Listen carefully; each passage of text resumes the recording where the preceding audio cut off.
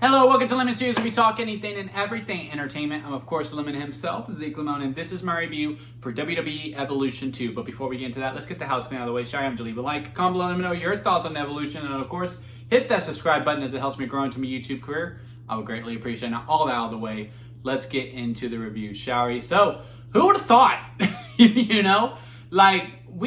have been talking mad crap about this build, and rightfully so. I mean, only 2 weeks to build up an all-women's pay-per-view or PLE, and with where it's placed and how you're positioning it, Beyonce's playing across the street. We were just like, man, they are setting them up to fail is what it genuinely felt like. I mean, all the storylines felt super, super rushed besides a couple of them, and god damn, man, if this is not in contention for show of the year, I do not know what we're grading this off of. Now, to me personally, this is the best show of the year, so by far. I don't even think anything comes close to a second. Like this is clearly gold to me. I think every match just really over-delivered, and it just kept escalating. Like the crowd was just, they were there to party. They were there to cheer. It was one of the best U.S. crowds that we've ever had. See what happens when the tickets are actually, affordable for the fans who actually want to be there. Not to say, the fans who have been there recently with these uptick in prices, but, the people who, really save up and, who don't get to go to these types of things very often. And when it is becoming more affordable for them, yeah, they're going to be loud and they're going to be really happy to be there. I mean, when that opening bell for that triple threat match went off. I don't know why it sounded weird for a second. Went off, and the crowd was just going wild, and the women were just, Lyra, Becky, and Bayley were just taking it all in. It was just great. It was a great atmosphere. That triple threat match, too, was also just, God, it was so good. It is probably the second best match, which is insane, because when that triple threat ended, I was like, well, we may have peaked, because it was so good, especially the finish. Oh my God, the finish. Because it's your standard WWE finish, right? Because, and the story was really hitting you over the face. Okay, Bayley hits the Bayley to belly onto Becky Lynch. 1, 2. Oh, Lyra breaks it up. Lyra hits her finisher on it. 1, 2. Ooh, breaks it up. And, they kept going after Becky, and, someone always interfered to get them out of the way. And then here comes Bayley finally hitting the rose plant on Lyra. 1, 2, smoothest transition into the surprise roll up. I don't even know what we call. Is that an upside down crucifix pin? But that transition was so smooth. 1, 2, 3. Becky holds on. Now what do we do? Do we do a round 2 of this triple threat? I mean, I'll tell you what. I'll take it.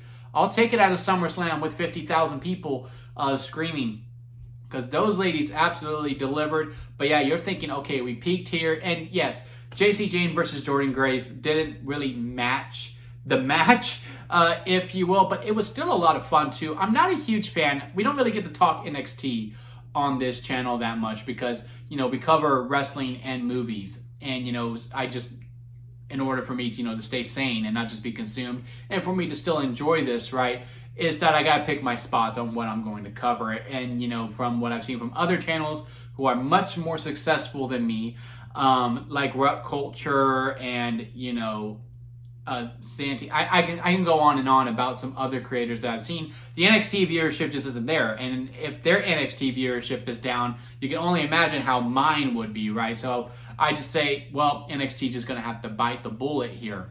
But when we do get to talk NXT, I do love to talk about it.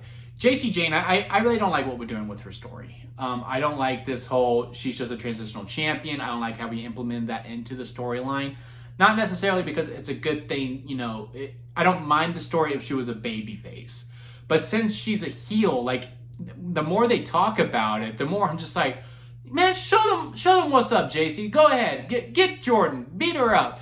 Blake Monroe cost her the match, and sure enough, that is what happened. Blake Monroe turns heel, even though they were trying to sell it as, oh, Blake Monroe messed up. I think that was like one of the most obvious heel turns ever. Really bad commentating. Well, not really bad commentating. Michael Cole just messed up. let's just call it like it is, or it wasn't executed how it was supposed to be. Either way, the heel turn did not go according to plan, one way or the other. But yeah, I'm not a huge fan of the whole JC Jane's just a transitional champion. She ain't nothing. Blah blah blah. It honestly just makes me want to cheer for her, which is not the intent of the character.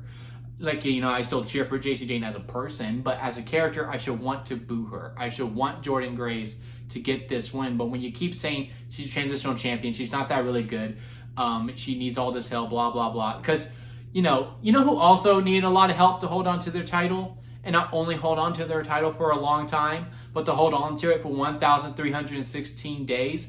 Roman Reigns. And no one's saying that he was a crappy champion. No, we're saying he's one of the greatest champions of all time, and rightfully so. But, but since it's JC Jane, and, she won it on a upset, all of a sudden, oh, she's a transitional champion, she's not that good. When, honestly, some of the booking with her and with Roman is kind of similar. Like, it's always a wait until Fatal Attraction gets involved, and then sure enough, the finish is about to be getting going. But overall, it was a fine match. It wasn't bad by any means. It's just compared to that triple threat. Yeah, out of the two that were on the card so far, yeah, that's the one that goes to the bottom a little bit. And then the Fatal 4-Way Women's Tag Team title match. You're like, okay, now we're really going to start to cool off here. They never really gave focus to the tag titles. Jesus Christ, that competed with the triple threat. I mean, a lot of great spots. These spears were like brutal. The spear on Charlotte to Roxanne, brutal. The one from is it Zarya? Yeah, it's Zarya to Soul when Charlotte pulls Alexa out of the way. Beautiful execution, by the way. And then, of course, the spear was absolutely brutal to Sol Roca. The Soul Snatcher to Charlotte. Charlotte was bumping like no other on this. Charlotte also taking the Pop Rocks. Looked one of the best Pop Rocks I've ever seen. And it was so good to see the crowd really chant for Charlotte too, and really give her the respect that she deserves. It really shows that this storyline is really working. Does the article come into play too? It's a really good read. If you haven't read the Charlotte article that she posted on Twitter, you should. It really is a good read. It gives you some good insight into her psyche. Sure, but I think that the Alexa Bliss pairing is also a big factor of that too. And it also just really makes me smile seeing Charlotte having fun. I really don't think I've ever seen Charlotte have this much of a good time during a storyline in a whole build that she is doing. I really hope we do keep Alexa and Charlotte together for a long time. I am a little worried because Charlotte runs in gold, right? So, now that they lost, I don't see how Charlotte is going to be like, okay, yeah, I'll keep going. I hope we do round 2 and then Charlotte and Alexa do win the women's tag titles at SummerSlam. But man, it's just really happy seeing her having a good time. That whole, bit with the robe and like covering Alexa up. It's a lot of fun. They have a good back and forth. They have great chemistry. Everything that they were doing in the match, I was really, really invested in. And again, the Fatal 4-Way overall was really good too. Kabuki Warriors has some good spots in there as well. Roxanne and Raquel hold on to it. It's nice to see Raquel work a little bit bigger too. She is starting to really feel like a monster, and I feel like Raquel is finally starting to get the flowers that she does deserve quite a bit. And seeing her warm up more to Roxanne every single week is a lot of fun to watch. And it's also really fun, to think about, well, how is Liv going to think about this too? So, we're really building up the women's division really well. We have a lot of things here with this tag division. Let's just keep it going, man. Let's just keep this momentum rolling. Really, really enjoyed that Fatal 4-Way. A lot of fun stuff within that. Then we move into Tiffany Stratton versus Trish Stratus, I believe was the next match. Again, just a lot of fun. You're thinking, okay, this is when we're going to cool down, right? And also, with the structure of how this show was, this just shows that the 5-match structure has just run its course. I get it to a degree, like you want to make competition within your own business, right? If there isn't competition whatsoever within your business, you're not going to be very successful. I do agree with that analogy. But, the 5 matches, you get into this flow of how the show is going to go, and it starts to get really complacent. And some areas it just gets boring. You could check out for a little bit and then go back and then tune back in when it's starting to get big. You can feel it. You just feel when the match is about to end, and when we're going to come back, because then we have a break as well during the structure. With these 7 matches, and again, Trish and Tiffany did not have a lot of time. I think they had the shortest match out of the whole entire card, and they had 10 minutes, and man, they delivered it. And again, that short amount of time with what they were able to do. I mean, they started with simple chain wrestling with the graps and Trish doing the flip. Oh man, and then Tiffany has really found her stride with like working a little bit stiff. I mean, that swanton, that did not do favors for either lady. I promise you that. Then this weird corkscrew thing that she did where like she lifted her up but then she turned. I don't know what that move is, but doing that to Trish Stratus, which is wild. And then Trish doing the Hurricanrana off of the corner on the outside of the ring. Just everything that they were doing. Trish Stratus doing the Stratus faction. Trish Stratus attempting the PME. It was just a lot of fun, and it was really upbeat, and it was an up-tempo type of match, only 10 minutes, and yet it still stands out. I'm still able to take things and still remember that stuff from that match, even though I don't have any notes as I'm recording this. You can do a short match and do it well. There are places for a short match on a PLE, and hopefully WWE is taking note of that. Because again, these ladies really knocked it out of the park. Because every time you're thinking, okay, this is going to be the one where we start to have a cooldown. Okay, this is the one where we're going to start to have a cooldown. And then when we transition to the Battle Royal, yes, that is when it happened. But that, I believe that has come to expect. That's why you put it before the main event. The crowd starts to cool down a little bit. Everyone got an entrance, which was really, really good. I really like to see that. Nikki Bella got a good ovation. Stephanie Vakir.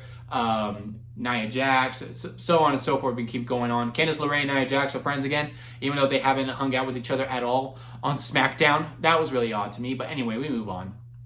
A lot of fun spots in that too, and again, the Battle Royal was just fun. It was just pure entertainment for me. I think we did a lot of good stuff. Everything we did with Lash Legend was really good. Getting to eliminate both Nikki Bella and Nia Jax and lifting Nia Jax over by herself was really fun to see. Everything was some other spots. I really liked the Lola Vice and Nikki Bella spot when they were shaking their bum. That was a lot of fun too. Everything we did with Chelsea Green was Stephanie Vakir was going for the Devil's Kiss on Nikki Bella, and then she pushes Nikki out of the way. I think we're going to do a program between Nikki and Chelsea, which I think there's a lot of fun, but I heard we're doing the match on SmackDown. Seems a little early for me. I think we could actually get some good promo work between the two, give a real good callback to the Divas era with those two. Chelsea Green would be totally down to do that. But hey, I am happy that we are getting the match. But again, the Battle Royal was a lot of fun and the right woman won. Stephanie Vakira is going on to Paris. I assume she faces maybe Naomi due to what happened in the main event. Oh, wait, no. We had the no holds barred, then we had the Battle Royal. So we'll go back to the no holds barred match. But I assume she's gonna face Naomi because she's gonna stay on the Raw brand, and I don't think they're gonna let her choose, because why not let the Queen of the Ring choose? You know what I mean? But yeah, right person won. It was just a fun Battle Royal. But now let's go back to the actual match structure. Before we got to the main event, there was a no-holds-barred match between Jade Cargill and Naomi. And to make sure everyone stayed in order, even though the whole point of a no-holds-barred match is that there will be no order, was Bianca Belair. But I'm not complaining. Bianca Belair had to be involved within this show one way or the other. And if she couldn't be in the Battle Royal, then yeah, you can. And if she's good enough to count 1, 2, 3, then yeah, you have her be a special guest referee. A lot of fun stuff. And then they really beat the crap out of each other. I mean, Jade using a camera was really, really good. Jade Cargill getting the win to me was pretty obvious. I enjoyed the match. I did. I had a lot of fun. I did have a lot of fun while watching. I mean, I had a lot of fun during the whole entire show, to be quite frank with you. But, I think this was like such obvious winner. Sure, Tiffany and Trish was also a very obvious winner too. In fact, I think we can agree that maybe Tiffany and Trish is like within the bottom of the 7-match structure. Still a very fun match. I mean, whoever's 7 on this, you're not the bottom by any means. It's just, the show was just such a great quality. Something has to be at the bottom. And for me, I think this match is also towards that tier as well, because again, I just never once did I think Naomi was going to win, nor did I think she needed to win. I saw a lot of people upset that she wasn't winning, that she didn't win, and that people are like, I'm going to turn it off now. They can never give Naomi anything. When she's missed Money in the Bank, you can lose and lose and lose and lose and lose, because when you cash in, you win the title, and then but boom, you're completely reset, right? But a lot of a lot of destruction. Bianca Belair didn't do much of anything, which is fine to me. I really like the final spot of the Jade through the table. That was a really good, clever spot. Even though you could hear them talking about like, okay, you ready? 1, 2, 3, boom.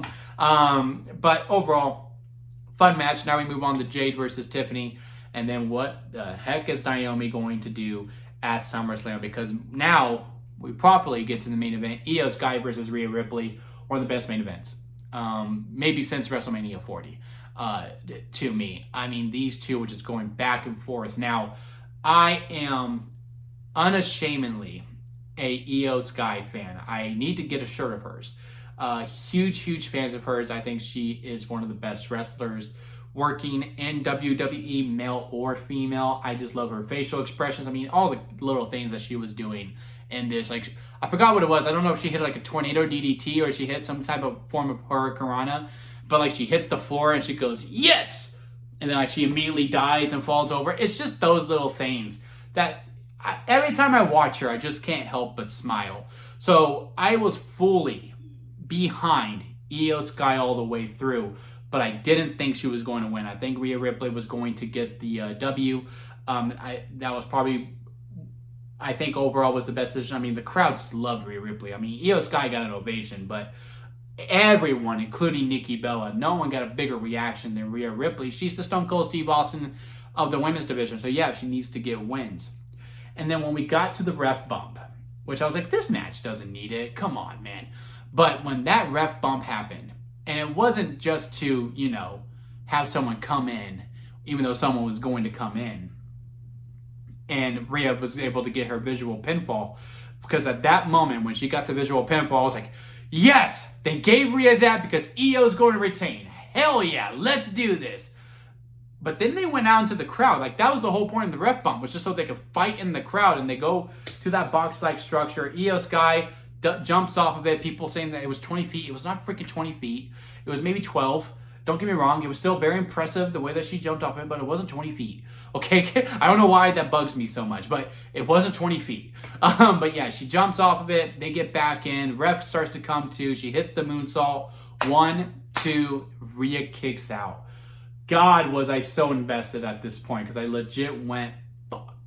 Because, again, I wanted Io to win. I was just like, man, why did we have Rhea do this visual pinfall, and then she kicks out of the moonsault, and then she's still going to win? We're not going to give Io anything. We could at least give Io a visual pinfall, too. Man, what are we going to do? Then we go back to the top rope. They hit the Spanish fly.